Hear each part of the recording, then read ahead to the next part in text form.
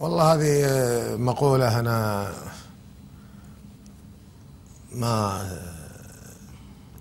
ما يعني أؤمن فيها، أن يعني تمر القصيدة ما يتجاوزها مستحيل، إلا عاد إذا هو يعني ما له رغبة بالشعر. يعني مثلا بعض الناس يكتب تلقى قبل عطاءه مثلا مستمر في السنة يطلع 15 20 قصيدة 30 قصيدة 40 قصيدة، وفي ناس لا بالسنة قصيدتين ثلاث. فاللي عطاءه مستمر ويوقف عند وحده هذا ما هو يعني ما يتجاوزها من طيبها يعني ما قدر يجيب مثلها، ما قدر، ما اعتقد. ايش رايك سعد؟ انا ما ادري ان انت تقصد مثلا في كتابته للقصيده او في انتشار القصيده. لا يعني عنده قصيده طيبه ما قدر يجيب احيانا في قصيده لك تنتشر وهي اقل من قصائد اخرى ما صح. ما انتشرت. وش سبب انتشارها يعني؟ من الله، هذا توفيق من الله سبحانه، توفيق.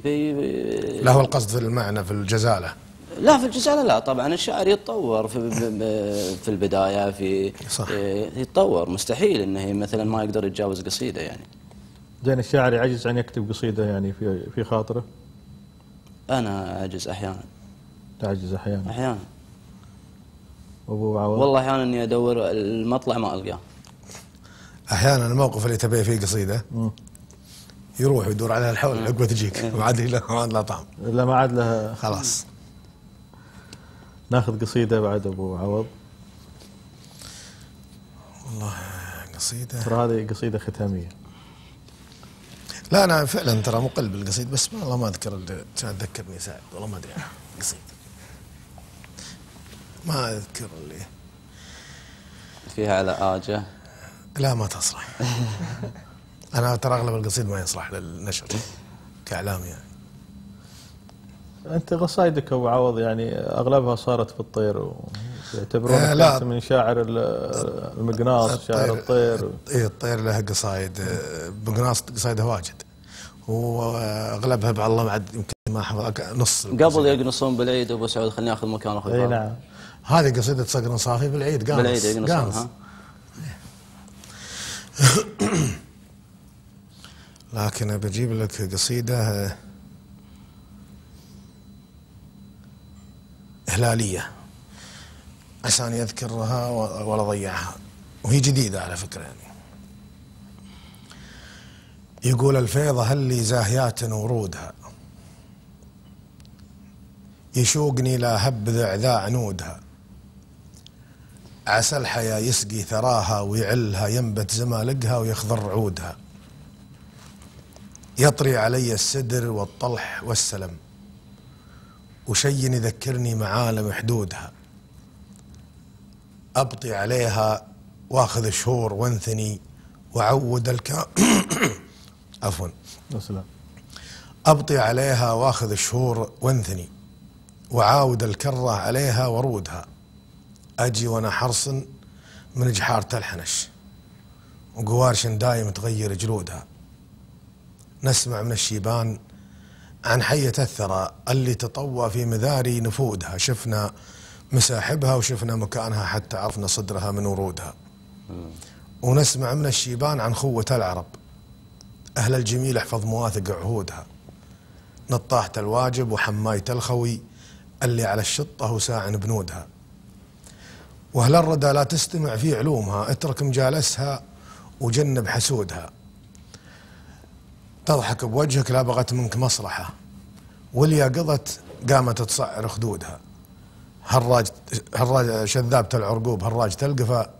اجمال جرب وعضها في بدودها، ونسمع من الشيبان عن دورة الفلك لا تامن الدنيا وتامن ركودها، ان ادبرت ما فيه شيء يردها ونقبلت سلك البريسم يقودها، شفنا غرايبها وثبت كلامهم ومن ثبت الحجة يثبت شهودها، توبل البقار واستسبع الثعل حتى حصانيها تخمش اسودها، والناس غير الناس ما عاد تستحي تطاولت ما عاد تعرف حدودها، الله، والكدش غليت ولا صايل تقهقرت ما عاد تنفعها مفاتل عضودها، دنيا غريبة ما بقى شيء ما حصل ما بقى الا السيل يرقى سنودها، ونسمع من الشيبان عن وقفة الهوى اخذ الحذر بالك تصدق وعودها، ما تستكن الريح لو طال وقتها، لابد صلفات الحبايب تعودها.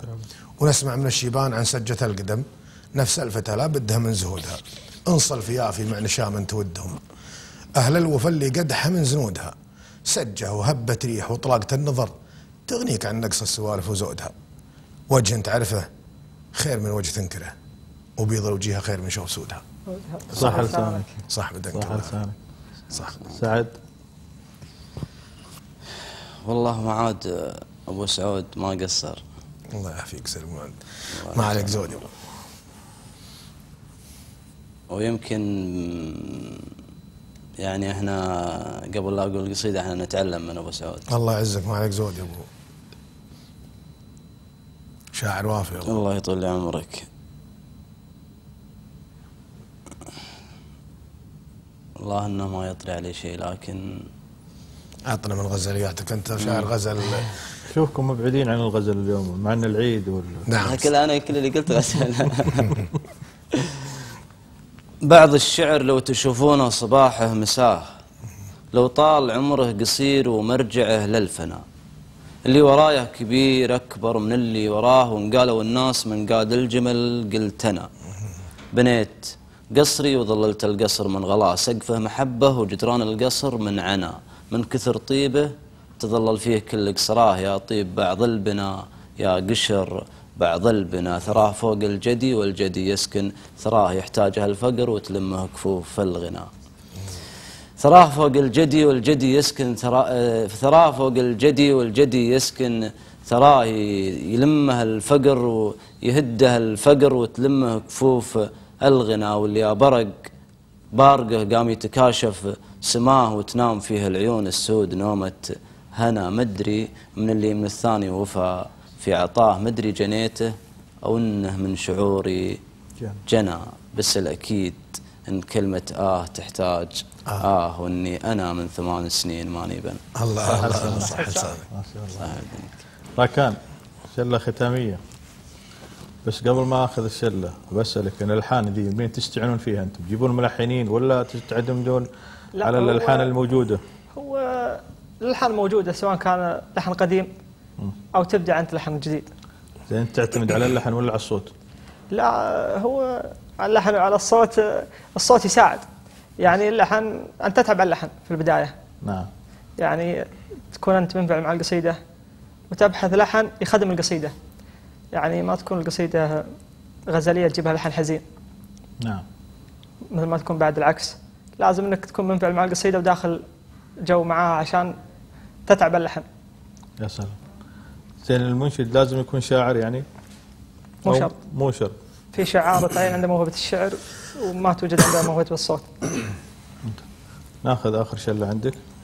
هذه من كلمات الشاعر ترك الميزاني.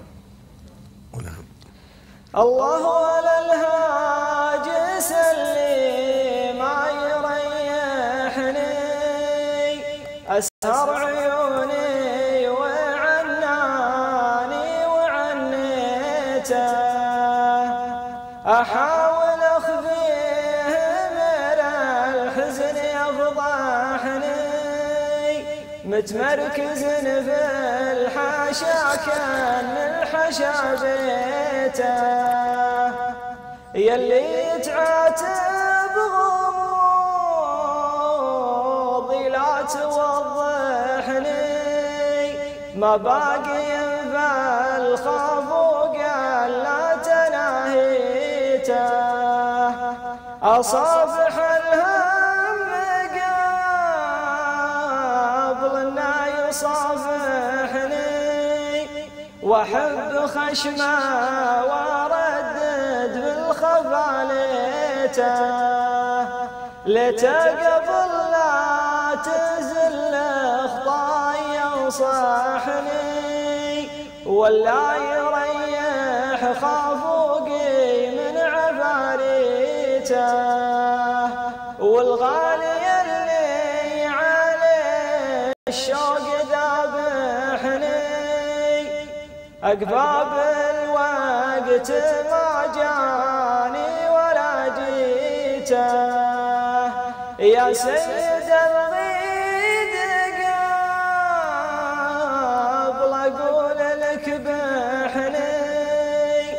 بخبرك عن كلام عنك خفيته، تدري وش أكبر خطايا الله يسامحني، كفايتي عنك وانت اللي تمنيته، وهذا هو اللي معذبني وجارحني، أقول بنساه وأنا ما تناسيته. سلامتكم. صح لسان الشاعر ترك الميزاني. أبو عوض بالختام رسالة معايدة لمن توجه؟ وجهها طبعا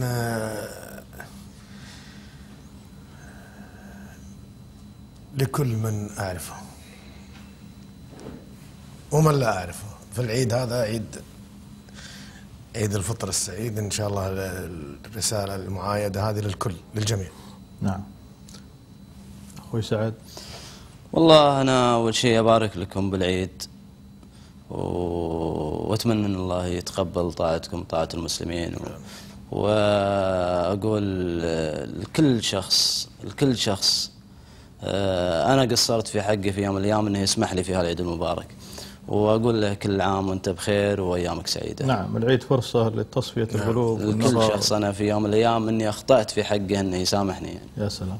راكان. أزف حر التهاني والتبريكات بالعيد لحضرة صاحب سمو أمير البلاد حفظ الله الشيخ صباح الأحمد الجابر الصباح، وولي عهد الأمين الشيخ نواف الأحمد الجابر الصباح، وللأمة الإسلامية وللشعب الكويتي ومتابعين المختلف، والكل من على قولتهم كل من يتابعنا عبر القناة هذه قدم له التبريكات، ونقول عيدكم مبارك وعساكم من عواده. احنا بدورنا نشكركم، نشكر شاعرنا الكبير مشعل عوض، وشاعرنا الكبير سعد المويهي، والمنشد راكان القحطاني، والحقيقة انكم شرفتونا في هالمناسبة وعطيتونا من وقتكم، عن العيد مزحوم بالمناسبات والمواصل بين الناس، لكن الحقيقة احنا تشرفنا بكم بقناة المختلف، وهذا شرف كبير. الله يشرف. مشاهدينا الأعزاء، وصلنا لختام برنامجنا، فكل الشكر للشعراء الذين أمتعونا بإبداعاتهم وآرائهم، وشكرا لكم أنتم متابعينا عبر شاشة قناة المختلف، وإلى لقاء آخر. تقبلوا تحياتي وتحيات المخرج.